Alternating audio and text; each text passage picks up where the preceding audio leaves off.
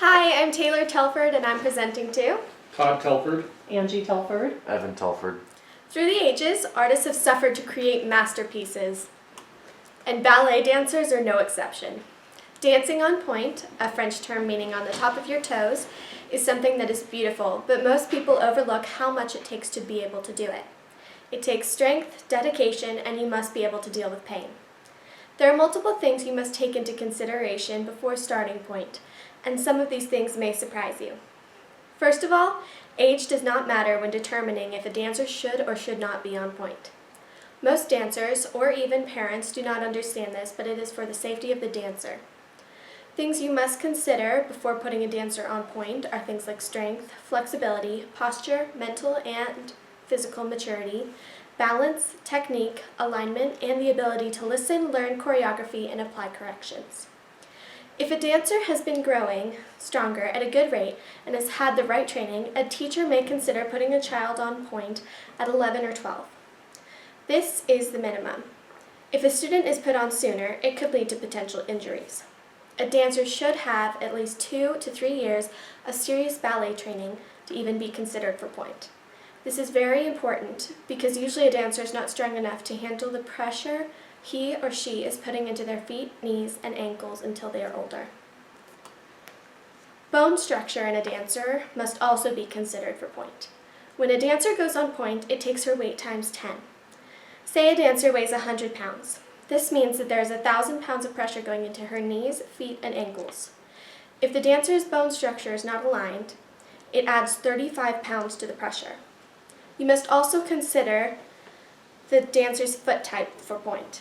The best foot type to have for pointe is when the toes are squared off. This means that the first 3 toes are about the same length. It makes it easier to balance on the box. The most difficult foot type to work with is when the second toe is longer than the first toe. This simply means that most of the pressure is going into the second toe. Having a bad foot type does not mean that you are necessarily going to dance better, more safe, or pain-free than another. It's not a secret that ballerinas get hurt, but it's rare you find a dancer who tries to get better and doesn't even push through the discomfort. Blackened toenails and purpling flesh are more than common, and most dancers go on pointe with broken toes and stress fractures. The pressure to keep their spot in the company drives dancers to try and heal their injuries in weird ways. Some transfer weight to different places in their body to help with an injury, but this usually makes the damage worse or could create new fractures. Dancers try to prevent blisters, bunions, and corns by wrapping their feet in tape or lamb's wool, or they stuff old tights and leather into their shoes. Other tricks ballerinas use are things like blowing into their shoes before dancing in them, or putting glue on their feet to make sure they don't slip around.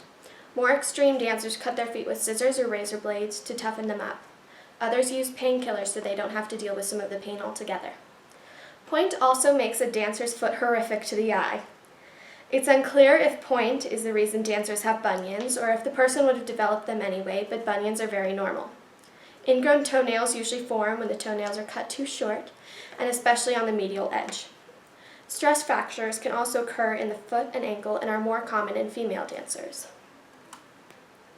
Yes, dancers do suffer to create their own masterpieces, but all of the pain we suffer through in long hours of rehearsal is worth it, even if it is for 3 minutes on a stage. Thank you.